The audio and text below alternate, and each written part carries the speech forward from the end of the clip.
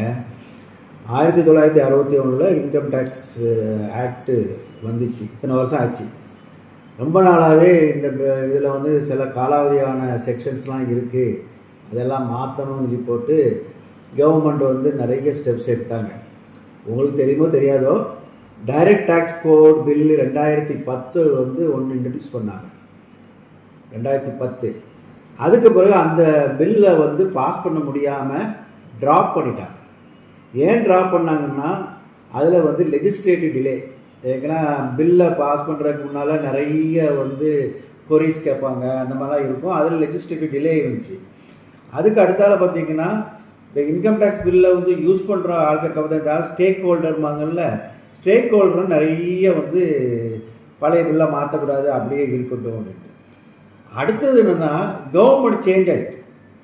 Government change ஆன உடனே இந்த பில் வந்து என்ன ஆயிடுச்சு, அப்படியே ட்ராப் பண்ணிட்டாங்க. இப்போவும் இந்த சுச்சுவேஷனில் பார்த்தீங்கன்னா, இப்போ கொஞ்ச நாளாகவே நீங்கள் வந்து மீடியாவில் பார்த்துட்ருப்பீங்க, ஒரே குழப்பமாக இருக்குது. இந்த பில்லை நேற்று வந்து மெஜாரிட்டியே இல்லாமல், எந்த டிஸ்கஷன் இல்லாமலே இந்த 2025 இன்கம் டேக்ஸ் பில்லை வந்து பாஸ் பண்ணிட்டாங்க.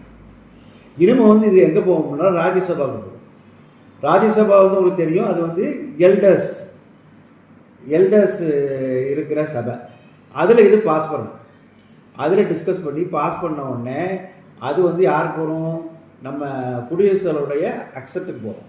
குடியரசுத் தலைவர் அக்செப்ட் கொடுத்த பிறகு இந்த பில்லு வந்து ஆக்ட் ஆகிடும்.